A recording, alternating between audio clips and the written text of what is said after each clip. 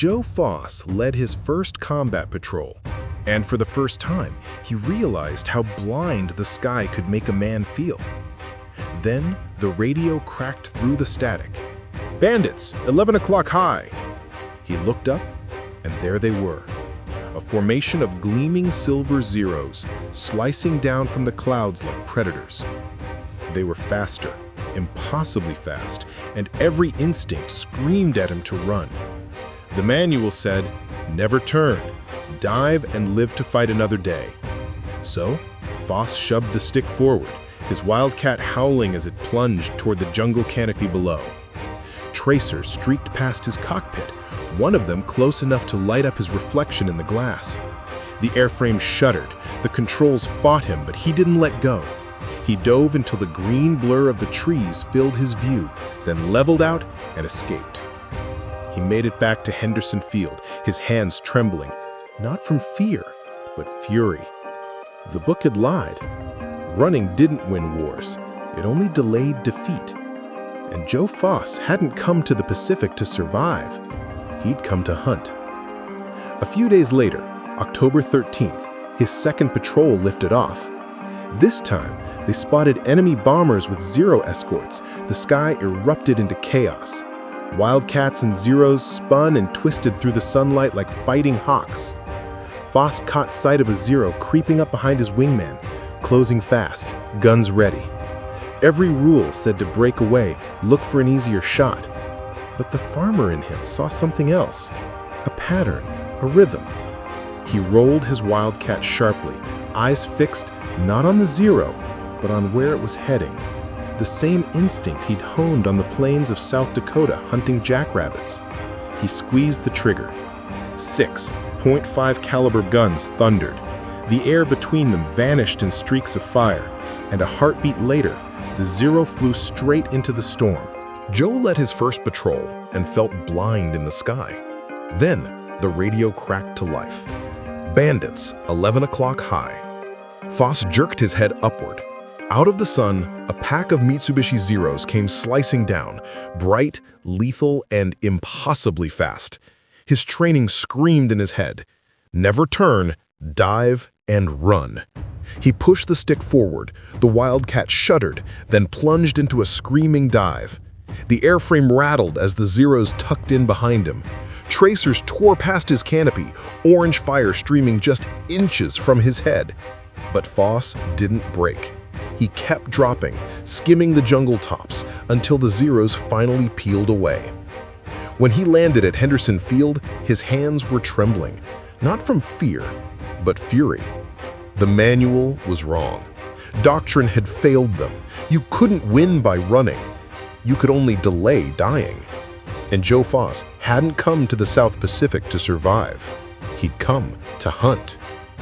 A few days later, October 13th, 1942, Foss led another patrol. This time, they met a formation of Japanese bombers with Zeros circling like sharks. The sky exploded into chaos, twisting contrails, roaring engines, bullets stitching the air. Foss caught sight of a Zero diving on his wingman's tail, closing fast for the kill. He should have followed the rule book, dive away, live to fight another day. But the farmer in him saw something the manuals never could. He yanked the Wildcat into a hard roll, bringing his guns to bear, not on the Zero itself, but where it would be. Like sighting a jackrabbit sprinting across a field, he led the target and squeezed the trigger. 6 .5 caliber guns thundered in unison, spitting fire at the empty patch of sky where instinct told him death was coming. The victories kept coming, faster than anyone could believe. It was like watching Simo Häyhä's legend reborn, only this time in the skies. By October 18th, Foss had brought down 2 more. October 20th, another Zero fell burning into the sea. And by October 23rd, barely 10 days after his first kill, Joe Foss had already become an ace, 5 confirmed victories. Then came October 25th, a day that sealed his name in history. In a single mission, he shot down 3 Zeros. The old Nan from South Dakota, the farmer no one believed in, was now the most feared pilot over Guadalcanal. But greatness never comes cheap. As with Simo Heiha, success painted a target on his back. The Japanese were furious. Their squadrons were being torn apart by American Wildcats that weren't supposed to stand a chance. And in every intercepted radio message, one name kept repeating: Foss. The Imperial Command began to take notice. Just as the Soviets had hunted Simo, the Japanese aces now hunted Joe. This was no longer a war of nations. It had become personal. On November 7th, Foss led his formation into combat once again. But this time, an elite Japanese fighter group was waiting for him. The air exploded into chaos, twisting trails, burning engines, the sky alive with death. Foss downed 1-0, then another. He lined up his third when impact. Cannon shells shredded his Wildcat. Glass exploding, smoke pouring into the cockpit. The controls went dead. Foss was going down. He fought the flames, unbuckled, and threw himself into the open air. His parachute bloomed against the smoke as his burning plane vanished into the jungle below. Moments later, silence. Only the whisper of wind and distant gunfire. He was found alive, shaken, bruised, but unbroken. And just 2 days later, Joe Foss climbed back into the cockpit. The war wasn't done, and neither was he. Joe Foss lay in that hospital bed for 2 long weeks, fever burning through him, his body shaking uncontrollably. But in his mind, there was only one thought: the jackrabbits were getting away. Finally, he recovered. He rose, stepped out of the hospital, and climbed into a freshly repaired Wildcat. On November 30th, he went hunting again. Another 0 went down. The ghost of Guadalcanal had returned, and he was furious. The Japanese threw everything they had at him, every ace and every tactic. He kept coming. By January 15th, 1943, Joe Foss's tally had reached 23 kills, only 3 short of a hallowed number, the all-time American record set during World War I by the legendary Eddie Rickenbacker. 26. It was sacred in aviation lore, a benchmark no pilot had ever touched. And now, a 27-year-old farmer from South Dakota, flying a coffin of a Wildcat, was closing in. By this time, the name Joe Foss was whispered across Guadalcanal like a myth. But that legend was forged not just in combat. It was written in pain, fever, and sheer exhaustion. The once too old farmer was now a physical wreck. Malaria had returned with a vengeance. Every sortie was fought against the Japanese and against his own blood. His ground crew watched helpless as he landed his riddled Wildcat, shivering violently from fever and chills, drenched in sweat. They had to lift him from the cockpit each time. Yet, against all odds, he was winning both battles, against the Japanese and against the parasite in his own veins.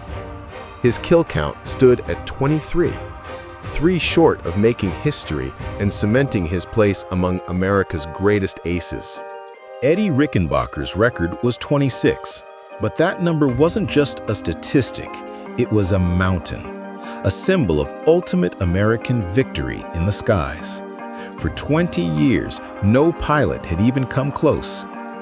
And now, a half-delirious farm boy from South Dakota, flying what the experts called a flying coffin, was about to climb that mountain. January 15th, 1943. Foss was sick, sicker than he had ever been. The doctors had forbidden him from flying. He ignored them. He hauled himself into the cockpit, head pounding, vision blurred, sweat soaking his flight suit. The word was out. A massive Tokyo Express, a huge Japanese naval convoy, was heading for the island, protected by a massive screen of fighters. Foss and his flying Circus were scrambled to intercept. The sky turned black. Planes filled every angle, swirling in a chaotic melee. Zeros and Wildcats danced death above the Pacific. Fever-clouded, Foss relied on instinct. He spotted a Zero locking onto a wingman. He didn't think, he reacted. He rolled his Wildcat, not at the enemy plane, but at the empty space where the jackrabbit would go. He fired. His .5/8 caliber machine guns tore through the air. The Zero, committed to its turn, flew directly into the wall of lead. It disintegrated. Kill number 24. Scanning the chaos, another Zero dove on a different group of Wildcats. Foss shoved the throttle forward, engine screaming, and cut the enemy off. The Japanese pilot tried the classic tactic, outturn him. Foss didn't bite. He performed a high-side pass, a maneuver he had honed over weeks of combat. Rolling over the top of the Zero, coming down from its blind spot, he fired a single perfect burst. The Zero's engine exploded. Kill number 25. He had tied Rickenbacker. He was officially a living legend, but he wasn't finished. Ahead, a Japanese roof float plane tried to escape the battle. Foss dove. The enemy pilot pulled into a desperate climbing turn, the ultimate test. The farmer's eye versus the veteran Japanese pilot. Foss didn't chase blindly, he calculated. He saw the float plane's line of escape. He pushed his plane's nose up, aligning a long, arcing deflection shot. A perfect, calculated farmer's kill, aimed not where the plane was, but where it would be. The .50 caliber rounds defied expectations. They traveled in a perfect line, meeting the point in the sky where the roof float plane tried to escape. The cockpit exploded. The plane tumbled end over end into the Pacific. Kill number 26. In a single fevered afternoon, shaking with malaria, Joe Foss had shot down 3 enemy planes. He had tied the record and then shattered it. He landed his Wildcat at Henderson Field. The entire base was waiting, silent at first, then erupting in cheers. The graveyard had transformed into a field of victory. The ghosts of the Cactus Air Force lifted the old farmer from his cockpit, carrying him on their shoulders. He was, without question, America's ace of aces. But while the pilots celebrated, the Japanese High Command in Rabaul mourned. This was their Saburo Sakai moment, their Pavlov's diary moment. For months, Japanese pilots had flown with supreme confidence. Veteran aces in the A60, a marvel of engineering, they had killed dozens of Wildcats. Their doctrine was simple: force the Wildcat into a turn, get on at 6, and finish it. Then, Foss's flying Circus appeared, and suddenly, the rules no longer applied. Veteran Japanese pilots returned to their carriers pale, hands trembling. They told intelligence officers stories that made no sense. They said they would dive on a Wildcat, expecting it to run. They tried to bait it into a turn, and it didn't. The Japanese pilots couldn't comprehend what was happening. Instead of following their usual maneuvers, the American planes would roll, climb, or dive unpredictably. They fired at empty sky, and a second later, the Zero next to them would explode. They were being hunted by a farmer's logic. Joe Foss had done exactly what Simo Häyhä had done on the frozen Finnish battlefields. He had stripped the enemy of every advantage. Simo became invisible by hiding his glint and breath. Foss became invisible by never aiming directly at his target. The Japanese were fighting a ghost, not a ghost made of piano wire or technology, but forged in the mind of a South Dakota hunter. He single-handedly shattered their confidence. The Zero, once thought unbeatable, had been undone by a humble wildcat in the hands of a man who understood the science of a jackrabbits movement. The aces who once hunted wildcats for sport now hesitated. The Cactus Air Force was no longer prey, it had become the hunter. And it all came down to one man, the farmer who had been told he was too old to fly. But victory demanded a cost. This wasn't a single bullet like Simo Haija faced. This was a slow, relentless toll. Days after breaking the record, malaria claimed him. Foss was grounded for good. Fever racked his body. He had lost over 30 pounds. The man who had stared down zeros and survived shark-infested waters was now being devoured from within. He didn't leave Guadalcanal in a hero's parade. He was carried from the island on a stretcher, a skeletal shadow of himself, battered by the very place he had helped save. He was flown to Pacific hospitals and then back to the United States, a national hero, yet also an invalid. But Joe Foss had that farmer's grit, that relentless sisu. Months in a naval hospital in San Diego restored him, and finally, the nation recognized his heroism. On May 18, 1943, the farmer from South Dakota stood in the White House. President Franklin D. Roosevelt pinned the Medal of Honor around his neck, praising his dauntless courage and unmatched combat skill. But his true legacy was more than medals. It was hope. In 1942, America was losing. The war was far from over, and the Japanese Zero had earned a reputation as a near mythical machine, seemingly unbeatable. But Joe Foss, with 26 victories in just 44 days, shattered that legend. He proved that a determined American farm boy in a humble wildcat could outthink the enemy and triumph. Foss didn't just write a new chapter in air combat, he wrote the playbook on defeating the Zero. The tactics he perfected, deflection shooting, the thatch weave formation, became the backbone of Pacific Fleet doctrine. Guadalcanal was saved, and in doing so, he helped turn the tide of the entire war. But what becomes of a man once he's the ace of aces? Unlike Sergeant McKenna, whose genius remained a secret, Joe Foss's heroism was celebrated, yet like Simo Haija, he never forgot his roots. He returned home to South Dakota, carrying his fame not for personal glory, but for service to his community. He entered politics, was elected to the South Dakota legislature, and in 1954, the same farm boy who had been told he wasn't good enough became governor of his state. He served with the same integrity and vision he had brought to the skies. Later, he became the first commissioner of the American Football League, admired nationally, but always at heart. He remained that man from the farm, a master of the simple, ruthless logic of the hunt. This is how wars are truly won, not by manuals, not by engineers, but by individuals who notice the flaw and act. James McKenna spotted a deadly slack in a P-38 cable and fixed it with piano wire. Simo Haija saw the flaw in sniper doctrine and relied on his iron sights. And Joe Foss, the farm boy, saw the weakness in his wildcat. He couldn't outturn the Zero, but he could outthink it, and he did, with the vision honed by a lifetime of hunting and survival.